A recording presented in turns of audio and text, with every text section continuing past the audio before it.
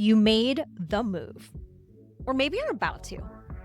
Or maybe you're still in it, showing up, performing, delivering, while something quiet in the background keeps saying, this is not it. Either way, something has shifted and you can't unknow it. Here's what nobody tells you. The landing strip is a little rocky once you come down from the high of accomplishment. There are moments of real excitement, real clarity, like, yes, this is exactly where I'm supposed to be. And then night comes, and the anxiety rolls in, the what ifs, the what am I actually doing? Not because you made the wrong choice, by the way, but because you're standing in the space between who you were and who you're becoming. Done pretending this is enough, done pushing through, done ignoring the thing that keeps pulling at you. That's exactly where this podcast lives. I'm Laura Dionisio, founder of Lead Intact, and I've been exactly where you are.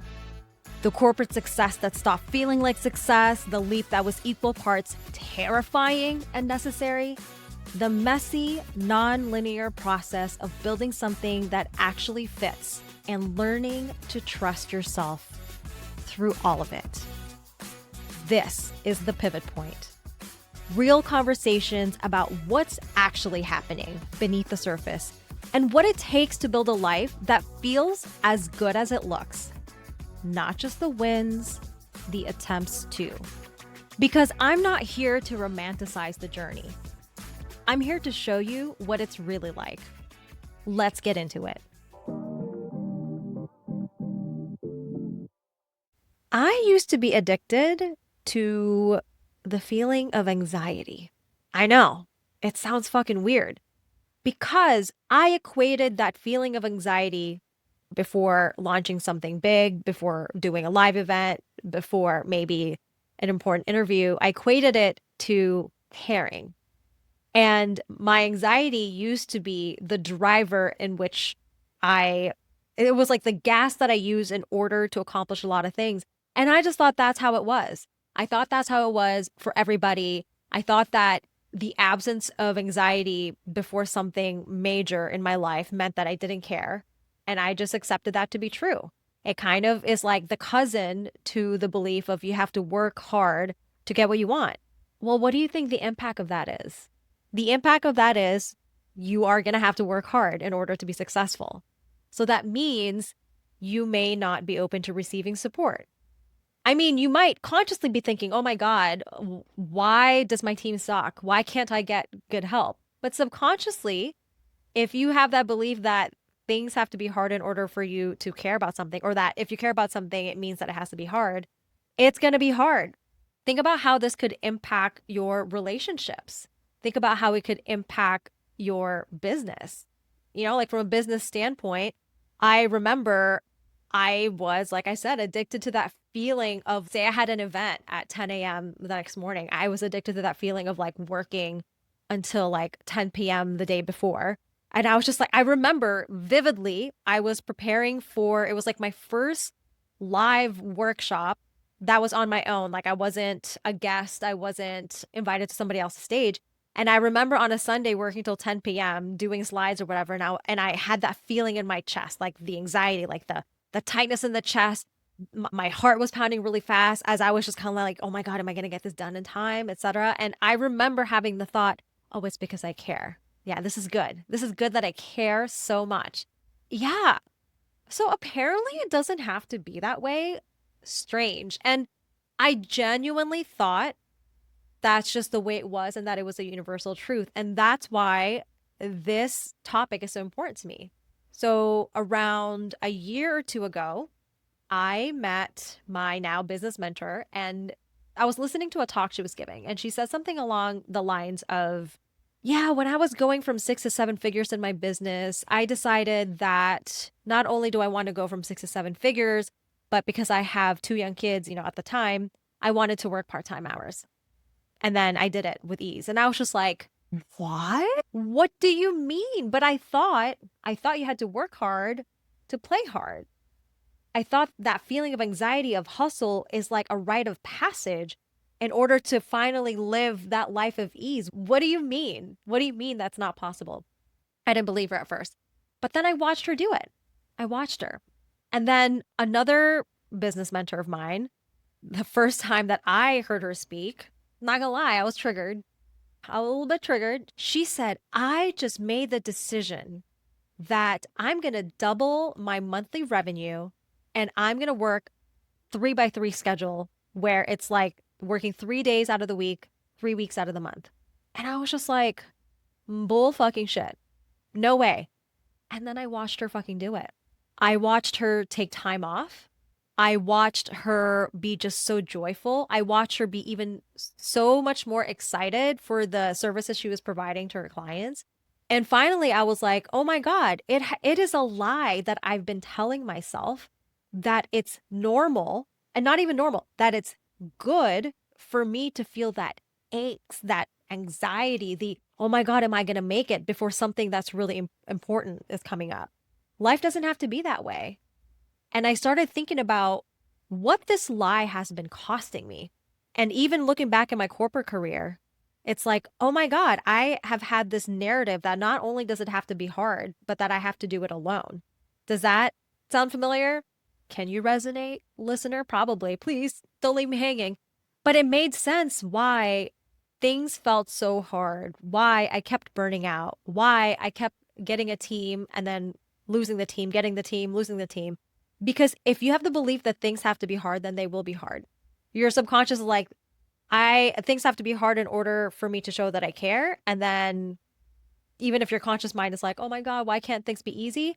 And your subconscious like, bet, no, your belief is that it has to be hard in order for you to show that you care. If it's too easy, that means you don't care, right? And so it has definitely impacted my professional life, both when I was in corporate and even as an entrepreneur. I just was so attached to doing everything myself. Now, I wasn't consciously thinking, how can I make this hard for myself? What's the easy way out? Let me do the other route. No, that's not it. But it's something to really think about. If you are normalizing that, of course, you're just going to be anxious, or you're going to have that angst, that's a sign of caring, then I urge you to consider how it could be impacting your life. And also, if you are finding that life feels a little hard right now, maybe you're not finding that job, maybe you're having a hard time finding clients, consider the role that you've been playing. This is not to judge or blame or shame. This is to get curious and take accountability, because when you take accountability, that means you can do something about it. And when you can do something about it, that means you're empowered. And that's really the goal of today's episode. So I came up with 3 archetypes. Now, obviously, there's probably more, like a million, but these are just 3 archetypes of people who just believe that things have to be hard. Now, mind you, I am 2 out of the 3. And I'm curious, listener, if you resonate with one or more of these. So we have the martyr. The martyr is someone who does it all, feels unseen, and is just like quietly resentful and just sighing loudly in the corner, like, it's always me. I just have to sacrifice my own needs for the good of my team or for the good of my family. This is just my lot in life. That's the martyr. And again, I'm not trying to make fun of or blame or shame or judge anyone who may fall into this category. It's just more of an awareness. Do you find yourself saying those things? Do you find yourself thinking, it's always me in the friend group that has to give in, that has to give up like what I actually want to do because that's just my role? And then at the same time, you're like, it's always me at work that I'll always has to step up because that's just me. It's like everybody else gets to go home to their families. But me, the martyr, I just have to like be the one to stay strong and like stay after hours. If this is you, it's okay. It's just something to think about. And you have to ask yourself, does it actually feel good to be the martyr? Does it feel good to feel quietly resentful towards everyone in your life? If the answer is no, then ask yourself, what is a better role that I would love to play in my life? How can I start actually voicing my needs? Even if it's just to myself, even if starting with writing it down in your journal, starting with speaking it out loud, practicing, and notice What does it actually feel like in your body when you start to express your need? I bet it feels pretty damn uncomfortable. And the reason I bring that up is because sometimes we feel the discomfort and then we go back to the role of the martyr and we're like, well, it's just because it's just the way it is. It's just the way it is. Sometimes we feel uncomfortable stating our needs and then we put the responsibility on the other person. Well, they didn't give me the space to actually bring up my needs. Well, they didn't make me feel comfortable. And I urge you, I invite you, I maybe even challenge you to consider, how can I make my own experience better? What can I do? And how can I do it with grace and ease? All right, the next archetype is, oh my God, feeling triggered because this is me, the unsung hero. I would say it's like a cousin of the martyr, very similar. This is the person who like steps in and fixes everything. Oh, but no, I don't need the credit. No, no, don't look at me. Don't look at me. And in fact, when something is fixed and nobody notices, but they know, they're like, oh my God, yes, I did my job. No one even noticed because I fixed it before anyone else could ever notice. Now, this is me to a T. It was, excuse me. This was me to a T. Just to give you a fun example, I was in Miami with some friends and I was, shall we say, a little bit, I was intoxicated. I'll just say it, right? I'm keeping it real. And we were there because my friend was competing at the time, athletic competition, and we were there to support my other friends and I. And one friend just made a passing comment, okay? She just said, you know what? A bottle of wine would be nice tonight. You know what my ass did? I took that, put my cape on, went to the other room, and researched how we can have wine delivered to our room that we were staying in. Of course, afterwards she was grateful and we all enjoyed the wine, etc. Did I have to do that? No. Did I expect a thanks and a parade? Also no. But the thing is, my ego felt pretty fucking good. Even if consciously I was like, no, no, no, I'm just doing it because, I'm like accommodating like that. It's just another way to keep me stuck in that role. Now, what is the problem with being the unsung hero? Think about it. I was also the unsung hero at work. And then what ends up happening is I become best buds with a martyr, basically. And I wonder, like, I'm saying yes to all these projects. Oh, I'll take the meeting notes. Oh yeah, I'll contact that person for you. Oh, don't worry about it. Oh, you want to help me? No, I got it. What happens is if you're the unsung hero, eventually it's going to lead to resentment. Or it's going to lead maybe to depression of like, oh my God, nobody sees me. Nobody wants to help. And again, just like what I said for the martyr archetype, I invite you to ask yourself, is this really how I want to live? Does it feel good to always be alone? To feel like you have to be on guard to make sure that whatever mistakes or issues are, you're the one to solve them? Does it feel good to not be acknowledged? And if you're saying yes, I don't know. Ask again, because I'm pretty sure the answer is no. Sometimes it doesn't feel great. The third archetype, and this is kind of like if the unsung hero were like my major in college, this would be like my minor. The third archetype is called I don't trust nobody but me, right? Now, I have a lot of compassion for those who have this archetype because most of the time it's a result of trauma, whether it's like big trauma or like little trauma, as they say. It's a result of feeling neglected, not even necessarily being, but if your interpretation in childhood is like that you're neglected, that you have to be by yourself, there's I don't trust nobody but me.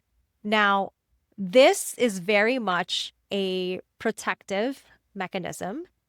And for somebody who has this archetype or is this archetype, it may feel like, well, yeah, of course. Of course, I'm the only one I can trust. How this could impact your life, and let's just talk from a professional standpoint, is that you won't accept help. If you do accept help, you always find something wrong with what your teammate's doing. Maybe you tried hiring an assistant, and you're like, oh, they can't do it right. I always have to recheck their work and it's taking me twice as long and I'm actually like having to add more work. If these are some of the things that you've been saying and it's a pattern of behavior, then I invite you to consider you might be the I don't trust nobody but me archetype. If you feel like, oh, if I don't do it, then no one else will, or if I don't do it, then no one else will do it right. I don't trust nobody but me archetype. Now, how does this impact you? You're going to feel resentful again. You're going to feel like probably angry, like, oh, God, everybody sucks. And you have to ask yourself, do you really want to continue experiencing life that way? If the answer is yes, shut this podcast off. It's not for you. If the answer is no, same steps as martyr and unsung hero. First of all, congratulate yourself on the awareness. Second, take accountability. And third, what are you going to do about it? Take action towards a different type of archetype that fits the version of you that's living the life that you really desire. If you're wondering what action to take, that action does not have to be anything complex. You can start doing it this week. The next time you feel that tightness in your chest, the anxiety creeping in before something that matters, don't try to immediately fix it, okay? And don't push through it either. Just pause and ask yourself one question. Is this actually necessary right now? Or is this the only way I know how to prove that I care? Do I even have to prove I care? Or could I just care? Something to sit with. So that's pretty much all I have for you today. It's really just, it was a huge eye opener to me that life gets to be easy. And again, this is not trying to be like in a toxic positivity type thing or overly optimistic. It's that the default could be that life gets to be easy. And then occasionally it feels hard. That the default could be it's so easy to find clients. That it's not an exception for me to be able to make 5K over a lunch. You know, like what if that gets to be my default belief? How would my life change? So that was such a profound moment for me.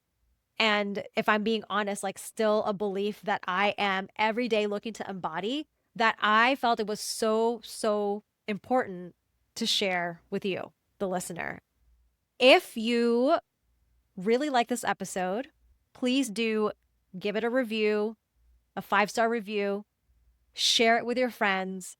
And hey, if you could use some help in uncovering what archetype you are and how it could be impacting your life, and you are looking for ways to no longer be that archetype, book a free 20-minute call with me at www.leadintact.com/free clarity, and let's talk about it.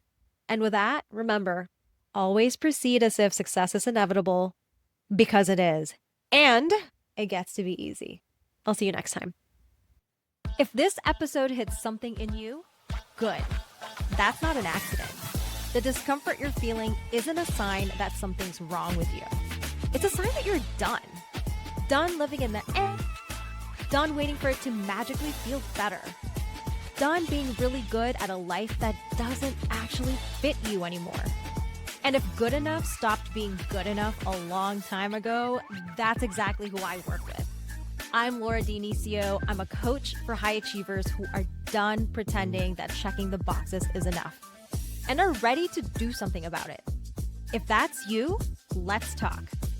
Book a free clarity call at leadintact.com/booking. We'll figure out together what's actually going on and what your next aligned step looks like. And if you're not quite there yet, that's okay too. Subscribe so you don't miss the next episode. Share this with a friend who needs to hear it. You probably already know exactly who that is. And with that, I'll see you next time.